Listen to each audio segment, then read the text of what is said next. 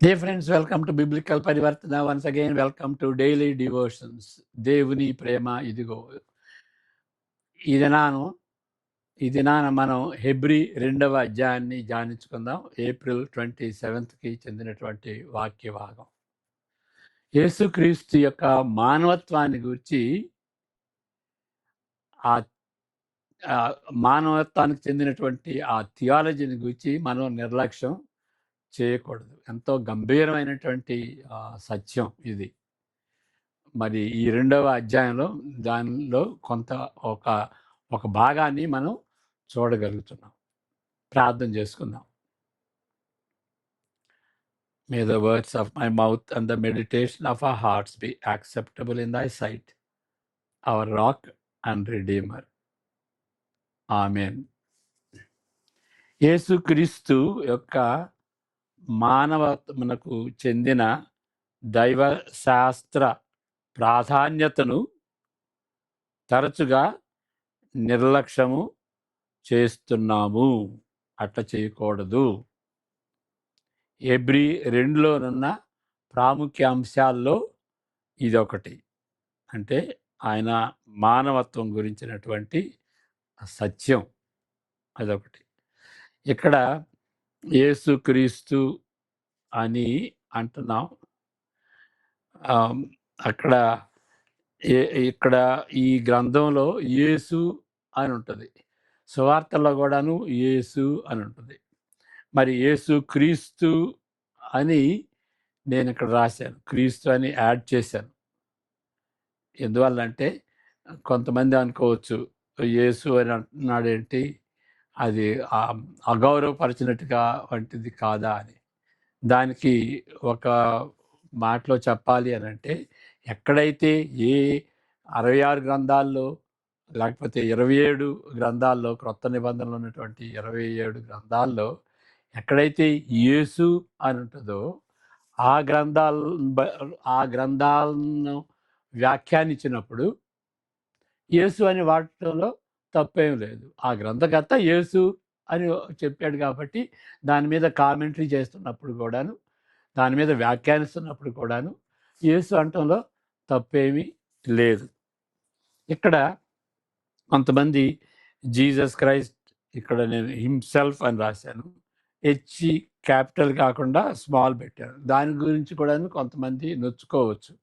ఏంటి, దేవునికి సంబంధించింది కదా, హెచ్ క్యాపిటల్ పెట్టాలి కదా అని అనేది. అది ఒక విధంగా సిల్లీ ఆర్గ్యుమెంట్. మనం పెట్టుకోవాలనుకుంటే పెట్టుకోవచ్చు, కానీ the Bible does not require that.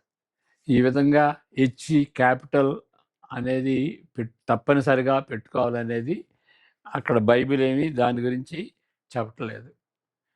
తమరు, ఆప్ అనేది బైబిల్లో ఉండదు. తుమ్ అని ఉంటుంది. అంటే నీవు, మీరు అని కూడా ఉండదు. మీరు అంటే బహువచనంగా అపార్థం చేసుకోవచ్చు. దేవుడు ఒక్కడే కాబట్టి నీవు అనేదే బెటరు.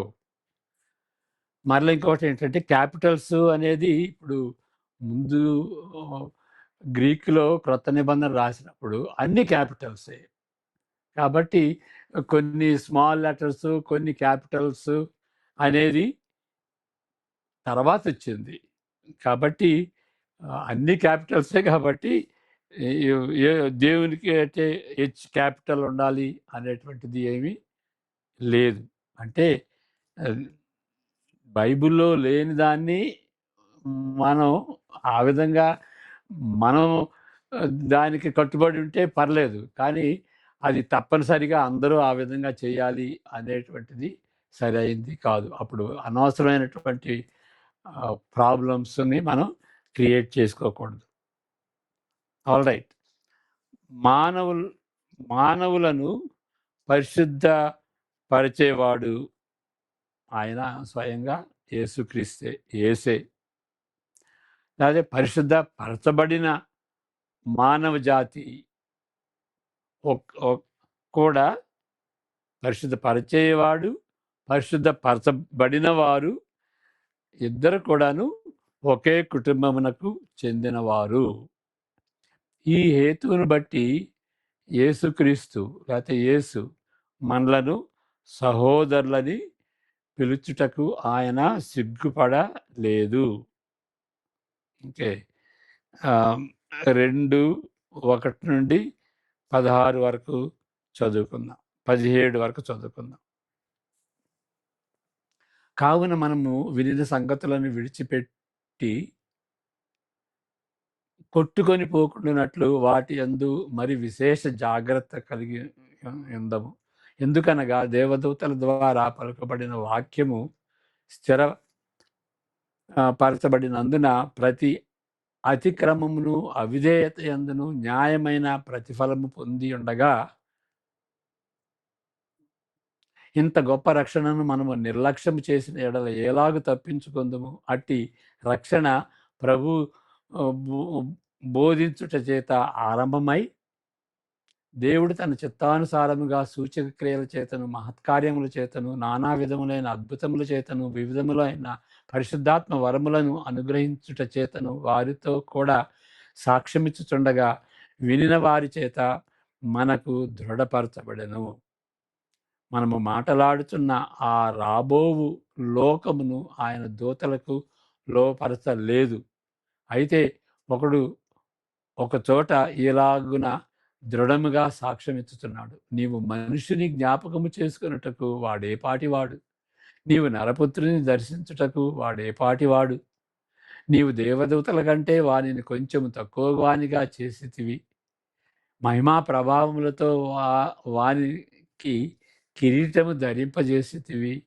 నీ చేతి పనుల మీద వానికి అధికారము అనుగ్రహించితివి. వాని పాదముల క్రింద సమస్తమును ఉంచితివి.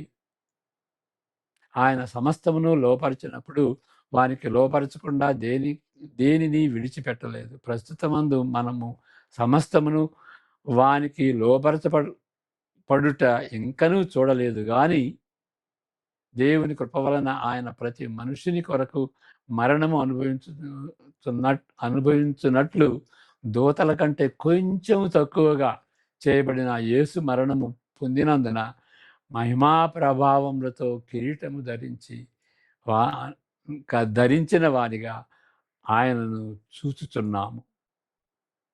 ఎవని నిమిత్తము సమస్తమును ఉన్నవో, ఎవని వలన సమస్తమును కలుగుచున్నవో ఆయన అనేకులైన కుమారులను మహిమకు తెచ్చుచుండగా వారి రక్షణకర్తను శ్రమల ద్వారా సంపూర్ణంగా చేయుట ఆయనకు తగును. ఆ వచనం చాలా ముఖ్యమైనటువంటిది. తర్వాత చదువుకుందాం మరలా. పరిశుద్ధ పరచు వారికిని పరిశుద్ధ పరచబడు వారికిని అందరికీ ఒక్కటే మూలము. ఈ హేతువు చేతను వారిని సహోదరులని పిలుచుటకు ఆయన సిగ్గుపడక, నీ నామమును నా సహోదరులకు ప్రచురపరుతును, సమాజము మధ్య నీ కీర్తిని గానము చేతును అనెను. మరియు నేను ఆయనను నమ్ముకొని ఇందును అనియు, ఇదిగో నేనును దేవుడు నాకిచ్చిన పిల్లలను అనియు చెప్పుచున్నాడు. 17 వరకు. కాబట్టి ఆ పిల్లలు రక్తమాంసములు గలవారైనందున ఆ ప్రకారమే మరణము యొక్క బలము గలవానిని అనగా అపవాదిని మరణము ద్వారా నశింపచేయుటకును, జీవితకాలం అంతయు మరణము చేత దాస్యమునకు లోబడిన వారిని విడిపించుటకును ఆయన కూడా రక్తమాంసములలో పాలివాడాయను. ఎలయనగా ఆయన ఎంత మాత్రమును దేవదూతల స్వభావమును ధరించుకొనక అబ్రహాము సంతాన స్వభావమును ధరించుకొని ఉన్నాడు. కావున ప్రజల పాపములకు పరిహారము కలుగచేయుటకై దేవుని సంబంధమైన కార్యములలో కనికరమును నమ్మకమును గల ప్రధాన యాజకుడు నిమిత్తము అన్ని విషయములలో ఆయన తన సహోదరుల వంటి వాడు కావలసి వచ్చెను. తాను శోధింపబడి శ్రమ పొందెను గనుక శోధింపబడి వారికి సహాయం చేయగల వాడునై ఉన్నాడు. All right. మానవులను పరిశుద్ధపరచే వాడు అని చదువుకున్నాం కదా. ఆయన మరి పరిశుద్ధపరచబడిన వారు, ఒకే కుటుంబానికి చెందినవారు కాబట్టి యేసుక్రీస్తు చెప్పినటువంటి విషయం ఏంటంటే మనలను సహోదరులు అని పిలుచుటకు ఆయన సిగ్గుపడలేదు అని చదువుకున్నాం. మనము రక్త మాంసములు గలవారమైనందున ఆయన కూడా రక్త మాంసములలో పాలువాడ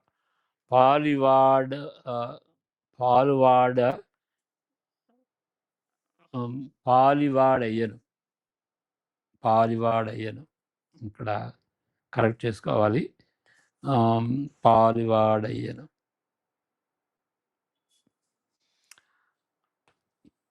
అనగా ఇది ఆయన నిజ స్వభావమునకు చెందినది కాదు. ఆయన దీనిని పొందవలసిన వచ్చినదని దీని భావము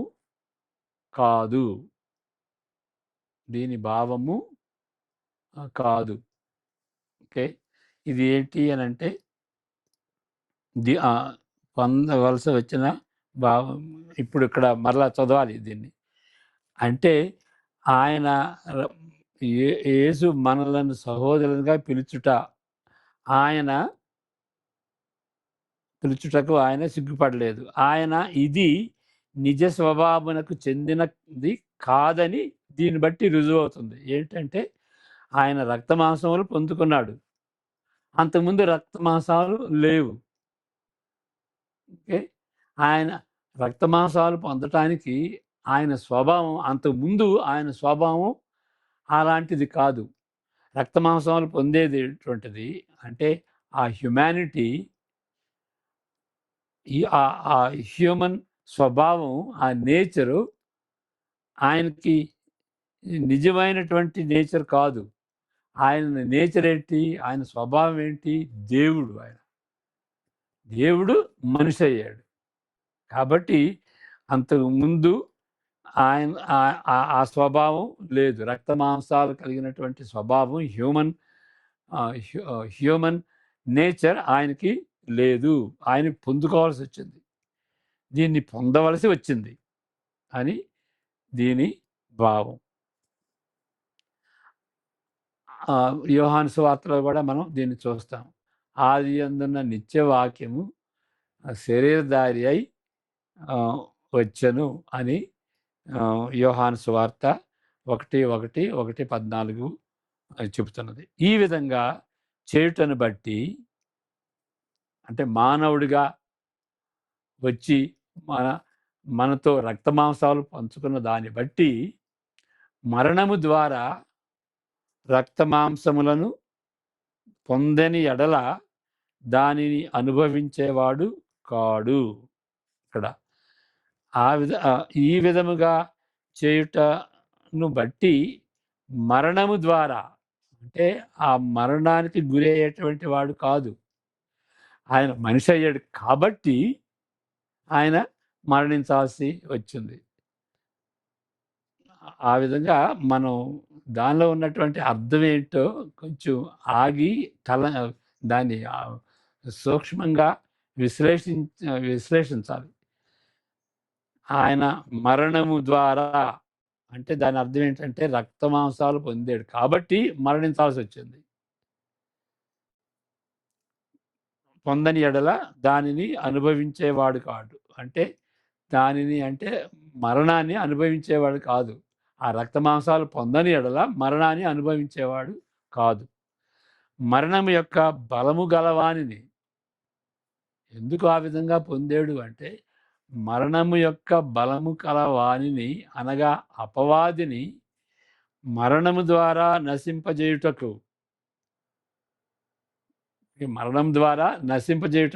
ఆయన మానవ శరీరం మానవ స్వభావం ధరించాడు. ఇంకొకటి గమనించాల్సింది ఏంటంటే జీవిత కాలము అంతయు మరణ భయము చేత దాస్యమునకు లోబడిన వారిని విడిపించుటకు ఆయన కూడా రక్తమాంసంలో పాలువాడాయను. ఇక్కడ ఏంటంటే రక్తమాంసాన్ని బట్టి ఆయన మరణించాల్సి వచ్చింది. ఎందుకు మరణించాల్సి వచ్చింది అని అంటే, ఆ మరణం ద్వారా మరణం మరణ మరణం భయం మరణం ద్వారా భయపెట్టినటువంటి ఆ యొక్క అపవాదిని ఓడించటానికి, ఓడించి మనల్ని విడిపించటానికి. మనం ఎవరిమి అనంటే, మరణ భయము చేత దాస్యమునకు లోబడిన వారం. అపవాదికి దాసులు భయం. ఎందువల్లంటే మరణం చూయించి ఆ భయాన్ని బట్టి మనల్ని దాస్యంలోనికి, ఆయన కంట్రోల్లోనికి, అపవాది కంట్రోల్లోనికి తీసుకున్నదనమాట.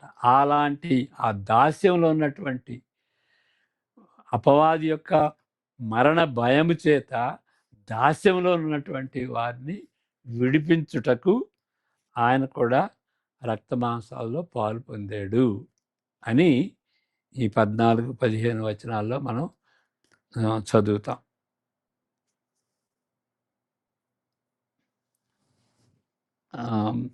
దేవదూతల స్వభావమును యేసుక్రీస్తు ధరించలేదు. మానవుడిగా ఎందుకు అయ్యాడు అంటే, మానవుని రక్షించటానికి. మరి ఆయన దేవదూతల స్వభావం పొందలేదు. ఎందుకంటే ఆయన గురి దేవదూతలను రక్షించటం కాదు, మానవుని రక్షించడానికి. 16వ వచనంలో మనం చదివింది ఏంటంటే, ఆయన కేవలము దైవదూత కాదని చూపించబడినది.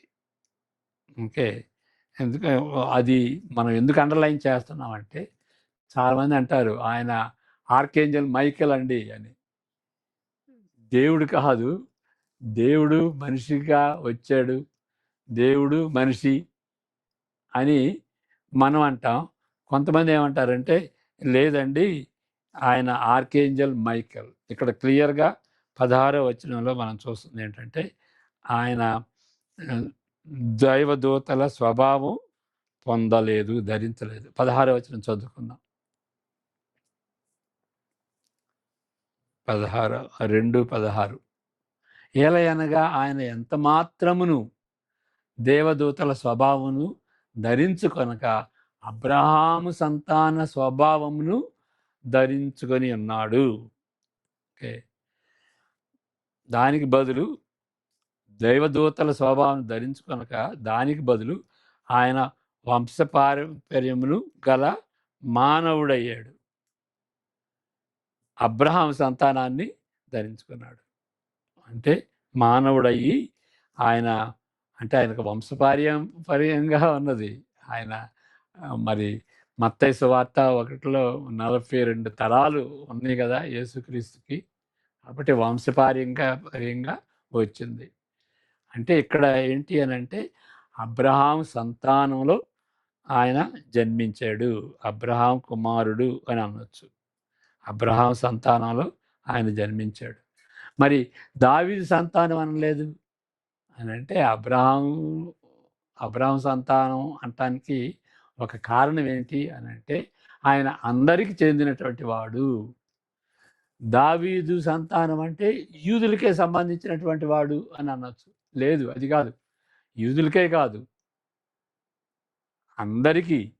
దేవుడు ఏమన్నాడంటే, అబ్రహాంకి చెప్పింది ఏంటంటే, నిన్ను దీవిస్తాను, నీ ద్వారా ప్రజలందరినీ జీవిస్తాను, అన్ని జాతులకు చెందినటువంటి వారిని దీవిస్తాను అన్నాడు. కాబట్టి అన్ని జాతుల వాళ్ళు జీవించబడటానికి యేసుక్రీస్తు మానవుడిగా వచ్చాడు అనేటువంటి అర్థం ఈ 16వ వచనంలో ఉంటుంది. అబ్రహాము సంతానములో ఆయన జన్మించాడు. దేవునికి మానవులకు మధ్యవర్తిగా సేవ చేయవలసినచో అన్ని విషయములలో ఆయన తన సహోదరుల వంటి వాడు కావలసి వచ్చెను. అన్ని విషయాల్లో ఆయన మానవుడిగా కావలసి వచ్చెను. సహోదరుల వంటి వాడు కావాలి అన్ని విషయాల్లో. అంటే మరి అంతకుముందేంటి? అన్ని విషయాల్లో ఇప్పుడు మానవుడు కావాల్సి వచ్చాడు. అంతకుముందు ఏంటి? అన్ని విషయాల్లో ఆయన దేవుడు. అన్ని విషయాల్లో అప్పటికే ఆయన దేవుడని ఊహించుకొనక తప్పదు. అన్ని విషయాల్లో మానవుడు కావాల్సి వచ్చింది. ఎందువల్లంటే అన్ని విషయాల్లో ఆయన దేవుడు కాబట్టి. ఇందును బట్టి మన రక్షణకర్త శ్రమల ద్వారా సంపూర్ణునిగా చేయుట ఆయనకు తగును. తగును అంటే it's only appropriate, it is only right that he should be completely to become human. ఇక్కడ దీన్ని ఇక్కడ సంపూర్ణము చేయబడ్డాడు. హీ వాజ్ మేడ్ పర్ఫెక్ట్ అని ఉంటుంది. అంటే ఏ విధంగా ఇంపర్ఫెక్ట్ ఆయన? ఆ ప్రశ్న వస్తుంది. కాబట్టి ఆయన నైతికంగా ఇంపర్ఫెక్టా అని కాదు. నైతికంగా ఆయన సంపూర్ణుడని లేని ఎడల ఆయనలో కొరత ఉన్నది, నైతికంగా కొరత ఉన్నది అని అర్థం కాదు. మరి దాని అర్థం ఏంటి అని అంటే, మనలాంటి వాడని గుర్తించబడుటలో సంపూర్ణత పొందుట దానిపై ఆధారపడి ఉన్నది. ఇక్కడ ఏంటి అని అంటే, మనం గ్రహించాల్సింది దేవుడు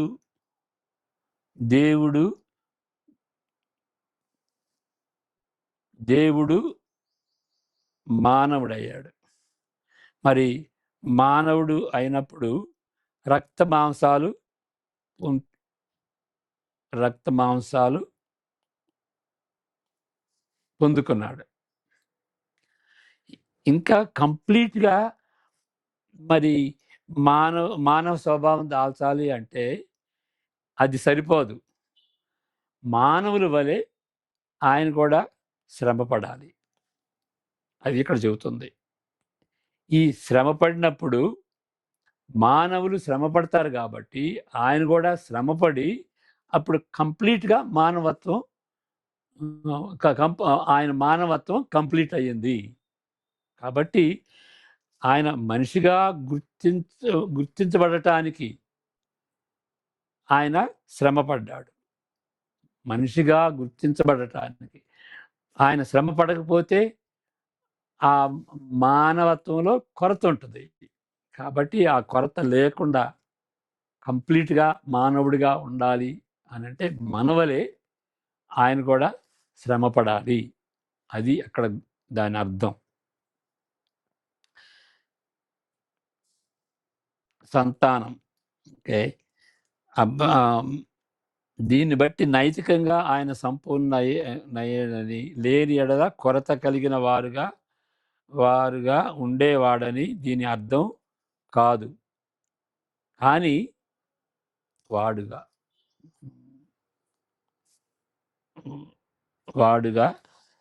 ఉండేవాడని దీని అర్థం కాదు. కానీ మనలాంటి వాడని గుర్తించబడులో ఆయన కూడా మనలాంటి వాడే. మరి శ్రమ పడకపోతే ఆయన మనలాంటి వాడవుతాడు. ఎట్లా అవుతాడు? ఎందుకంటే మానవుల స్వభావం, మానవులు అందరూ అనుభవించేది శ్రమ. కాబట్టి ఆయన శ్రమ పడ్డాడు. ఆ విధంగా మనతో గుర్తింపు కలిగి ఉన్న వ్యక్తి, సంపూర్ణత, మనతో గుర్తించబడటానికి, మనవాడని అనిపించుకోవటానికి, మానవుడని గుర్తింపబడటానికి, సంపూర్ణమైనటువంటి గుర్తింపు కలిగి ఉండటానికి ఆయన శ్రమ పడాల్సి వచ్చింది.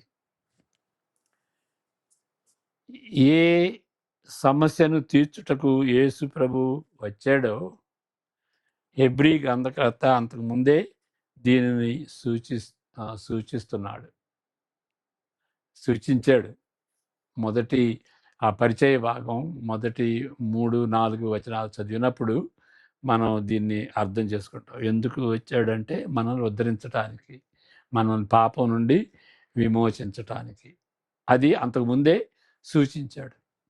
మొదటి అధ్యాయంలోనే ఆదిలో దేవుడు మానవులను సృజించినప్పుడు సృష్టిపై ఏలు సృష్టించినప్పుడు సృష్టిపై ఏలు దేవుని ప్రతినిధులుగా మానవుల్ని దేవుడు నియమించాడు.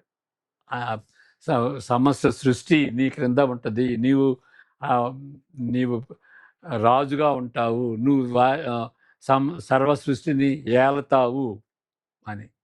దేవుని ప్రతినిధులుగా అన్నిటినీ ఏలేటువంటి వాడు దేవుడు. మరి మానవులు ఏం చేస్తున్నారంటే దేవుని క్రింద ప్రతినిధులుగా ఉంటారు. అది దేవుని క్రింద కో రీజెంట్ అని అంటారు ఇంగ్లీష్లో. రీజెంట్ అంటే రాజు, కో రీజెంట్ అంటే దేవునితో నియమింపబడిన, దేవునితో కలిసి పనిచేసేటువంటి విధమైనటువంటి ఏలుబడి. దేవుని ప్రతినిధులుగా వారిని నియమించాడు. ఈ విషయము ఆదికాండం 1-2 అధ్యాయాల్లో చూస్తాం. ఆ మొదటి 2 అధ్యాయాల్లో సృష్టి యొక్క వృత్తాంతంలో ఉంటుంది. అంతేకాదు కీర్తన 8లో కూడా ఈ యొక్క సత్యం ఉంటుంది. ఈ కీర్తన 8 అనేది అద్భుతమైనటువంటి పద్య రూపంలో ఉన్నటువంటి కీర్తన. అది కూడాను మానవుని యొక్క ఆ యొక్క ప్రతిదీ కూడాను మానవుని క్రింద ప్రతి సృష్టి కూడాను మానవుని ఆధ్వర్యంలో ఉన్నట్లుగా ఈ కీర్తన కూడా సూచిస్తున్నట్టుగా సమస్తమును మన పాదముల క్రింద ఉన్నట్లుగా. కానీ ఇక్కడ పద్య రూపంలో ఉన్న కీర్తన కూడా దీనిని పునరుద్ఘాటిస్తున్నది. హెబ్రీ గ్రంథకర్త సూచిస్తున్నట్లు ఆయనే చెబుతున్నాడు. ఏమని చెబుతున్నాడు అంటే ఆదికాండం 1లో చెప్పబడినటువంటి రీతిగా, కీర్తన 8లో చెప్పబడినటువంటి రీతిగా మనం చూస్తున్నామా? ప్రతిదీ కూడాను మానవ అధీనంలో ఉంటుందా? మానవ అధీనంలో ఉండలేదు. మన పాదముల క్రింద ఉన్నట్లుగా చూడము. ఏమైంది? ఎందుకు మరి దేవుడు ఆ విధంగా సృష్టించినప్పుడు ఆ విధంగా చేస్తే ఎందుకు మనం ఆ విధంగా చూడలేదు అనేటువంటి ప్రశ్న రావచ్చు. తప్పనిసరిగా మనం దాన్ని చూడలేదు. మనకి అందనటువంటివి సృష్టిలో ఎన్నో ఉంటున్నాయి కదా. ఎందువలన అట్లా జరిగిందంటే మానవ పతనం. దేవుడైతే ఆ విధంగా సృష్టించాడు, కానీ మానవ పతనాన్ని బట్టి ద ఫాల్, దానిని దేవుడు చేసినటువంటి దానిని అడ్డుపరిచింది. పాప శాపము అనివార్యముగా దానికి నష్టము కలిగిస్తున్నది. కానీ మనం ఒకదాన్ని చూడగలము. మనం ఏమి చూడగలము అంటే యేసుక్రీస్తుని చూడగలం. అది 9వ వచనంలో చూస్తే దాన్ని చదువుదాం. ఇక్కడే ఉన్నది.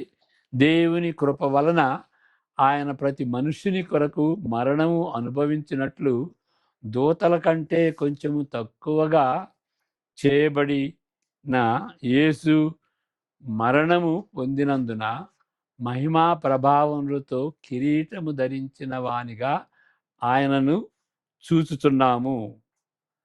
మానవుడు సర్వాధికారం, సృష్టి మీద సర్వాధికారం కలిగినట్టుగా మనం చూడము. కానీ ఏం చూస్తున్నామంటే యేసుక్రీస్తుని చూస్తుంటున్నాం. దాని గురించి కొంచెం సుదీర్ఘంగా ఆలోచించాలి. కీర్తన 8లో చెప్పబడిన మానవుడు యేసేనని ఖచ్చితంగా ఎగ్జాక్ట్గా మానవుని గురించి, యేసుక్రీస్తు గురించి కీర్తన 8 చెబుతుంది అని ఆ విధంగా మనం తలంచకూడదు.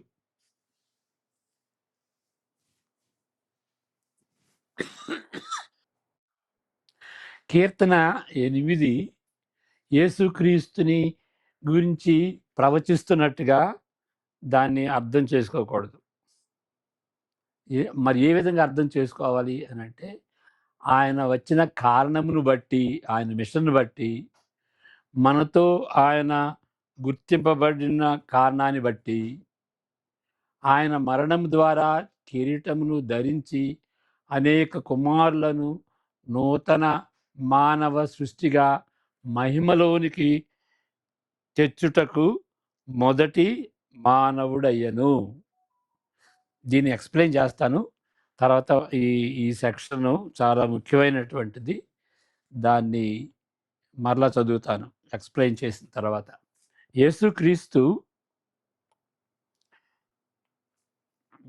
దేవుడిగా ఉండి మానవుడిగా వచ్చాడు. మరి మానవుడిగా వచ్చి ఆయన మరణించాడు. శిలువలో మరణించాడు. మరణించి తిరిగి లేచాడు. ఆ తిరిగి లేవటం వలన ఒక నూతన సృష్టిని ఆయన ఆయన సృజించాడు. నూతన సృష్టి.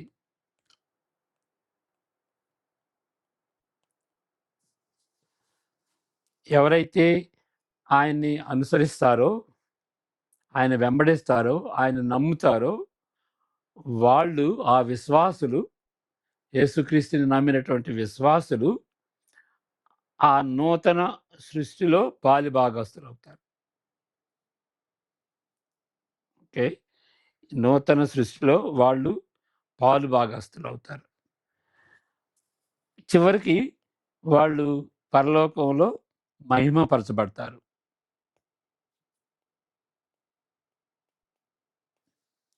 ఇప్పుడు ఇక్కడ నూతన సృష్టిలో భాగంగా ఉండి వాళ్ళ చివరి దశ ఏంటంటే, వాళ్ళు యేసుక్రీస్తు వలె వాళ్ళు కూడా మహిమపరచబడతారు. ఇది మనకి తెలిసినటువంటి థియాలజీ. ఇప్పుడు ఏంటి అనంటే, ఈ యేసుక్రీస్తు తిరిగి లేచి పరలోకానికి వెళ్ళాడు. ఆయన మహిమపరచబడ్డాడు. ఆయన మన నిమిత్తమై మహిమపరచబడ్డాడు. అది అక్కడ. మన నిమిత్తమై మహిమపరచబడ్డాడు. మనల్ని నూతన సృష్టిగా చేసి మనం మహిమపరచబడలాగున ఆయన ముందుగా వెళ్ళాడు. అది. మనమైతే సృష్టి మీద ఏలతలేదు. కానీ యేసుక్రీస్తు ఆ విధంగా తిరిగి లేచి వెళ్ళినంత వలన ఆ విధంగా ఆయన వెళ్ళాడు. అది మనం చూస్తున్నాం. కాబట్టి తర్వాత మనం కూడా అవుతాము.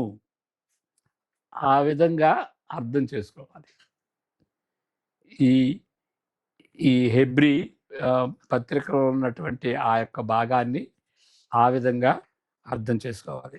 అంటే నూతన సృష్టి మనిషి ఈ విధంగా మహిమపరచబడతాడు అని కీర్తన 8 చెప్పట్లేదు. కీర్తనలో ఏమిటంటే మనిషి యొక్క గొప్పదనాన్ని అది చెబుతుంది. కానీ పతనాన్ని బట్టి మనిషి ఇన్ఛార్జ్ కాదు సృష్టికి. కానీ యేసుక్రీస్తుని బట్టి ఆయన ఆయన నమ్మిన దాన్ని బట్టి, నూతన సృష్టిలో మనం భాగం పొందిన దాన్ని బట్టి, ఆయన మిషన్‌ని బట్టి మనము ఆయన మనతో ఐడెంటిఫై చేసుకున్నాడు కాబట్టి, ఆయన మహిమపరచబడినట్టుగా మనం కూడా మహిమపరచబడతాం. ఆ విధంగా అర్థం చేసుకోవాలి. అది గంభీరమైనటువంటి సత్యం కదా! అది అక్కడ చెబుతుంది. మరలా చదువుతాను ఈ భాగం. దూతల కంటే కొంచెం తక్కువ అనిగా చేయబడిన యేసు మరణము పొందినందున మహిమా ప్రభావముతో కిరీటము ధరించిన వానిగా ఆయనను చూస్తున్నాము. ఆయన మహిమపరచబడ్డాడు. కీర్తన 8లో చెప్పబడిన మానవుడు యేసేనని ఖచ్చితంగా ఆయనేనని ఇక్కడ కీర్తన 8 చెప్పట్లేదు. ఆయన గూర్చి కీర్తన 8 ప్రవచిస్తున్నట్లుగా కాదు. కానీ ఆయన వచ్చిన కారణమును బట్టి, ఆయన మిషన్‌ను బట్టి, మనతో ఆయన గుర్తించబడిన కారణాన్ని బట్టి, ఆయన మరణము ద్వారా కిరీటము ధరించి అనేక కుమారులను నూతన మానవులుగా సృష్టిగా మహిమలోనికి తెచ్చుటను బట్టి ఆయన మొదటి మానవుడయ్యాడు. ఓకే, ఇది లైక్ ఎ ఫోర్ రన్నర్, మొదటి మానవుడిగా దానిలో ప్రవేశించాడు అని మనం గ్రహించుకోవాలి. ఇంత గంభీరమైనటువంటిది. యేసుక్రీస్తుని నమ్మితే అక్కడ నూతన సృష్టిలో మనం పాల్గొంటాము. అప్పుడు యేసుక్రీస్తు చేసినటువంటి ఆ యొక్క కృపాకార్యం మనకి వర్తిస్తుంది. మనం మహిమలో ప్రవేశిస్తాం. ఒరిజినల్గా ఆదికాండం 1-2లో మానవుని గురించి ఏమైతే ప్రవచించారో, మరి మానవుని గురించి కీర్తన 8 ఏ విధంగా మానవుని గురించి చెప్పిందో ఆ విధంగా మనం నూతన సృష్టిలో భాగంగా ఉన్నాం కాబట్టి ఆ యొక్క ఆ ప్రవచనాలు, ఆదికాండంలో ఉన్నటువంటి ప్రవచనం, మరి కీర్తన 8లో ఉన్నటువంటి ప్రవచనం నెరవేరుతుంది. ఇది చాలా గొప్ప సత్యం. యేసుక్రీస్తుని బట్టి ఆ విధంగా జరుగుద్ది. ప్రార్థన చేసుకుందాం. యెహోవా నిన్ను ఆశీర్వదించి కాపాడును కాక, తన సన్నిధి కాంతిని నీపై ప్రకాశింపచేసి నిన్ను కరుణించును గాక. ఆయన తన సన్నిధి కాంతిని యేసుక్రీస్తు ద్వారా నీకు ఉదయింపచేసి నీకు నీ ఇంటి వారికి ఇప్పుడు ఎల్లప్పుడూ సమాధానము కలుగజేయును గాక. ఆమేన్. God bless you.